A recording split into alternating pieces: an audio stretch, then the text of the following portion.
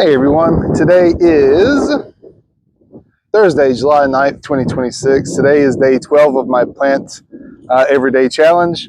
Today it is Cutleaf Groundcherry. It is a native to North Carolina. It's a funny story. Actually, I'm gonna go ahead and start digging while I'm talking here.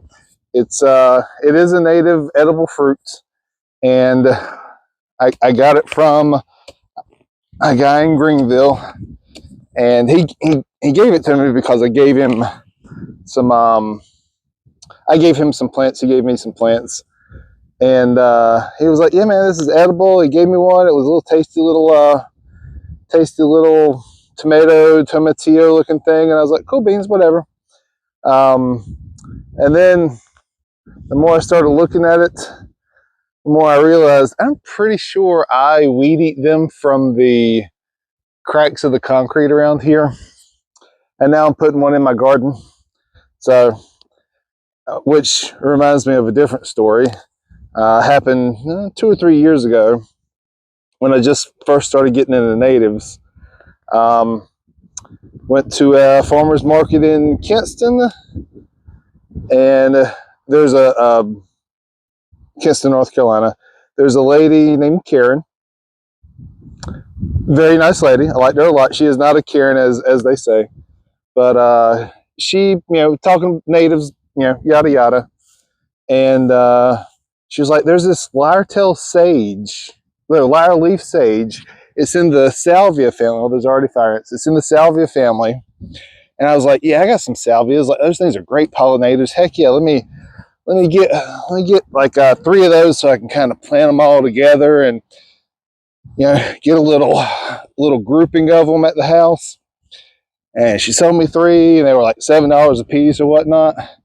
And then went home and mowed grass, and I put them in the ground. And then next week when it was time to mow grass, I looked out into the yard, and I got like a whole bunch of them over there by the weed lines. I'm looking over here, I'm looking over there. They're the exact same thing. So I dug a few more of them up and planted my little area, and I have a little lyre leaf sage garden now. But it's just funny, like when you buy native plants like this, that you might actually have them. You might actually already have them in the backyard.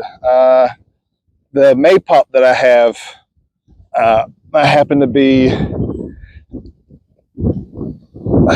not happen to be, but I was mowing the yard and looking at the wood line, and there was maypop flower on the wood line right over there.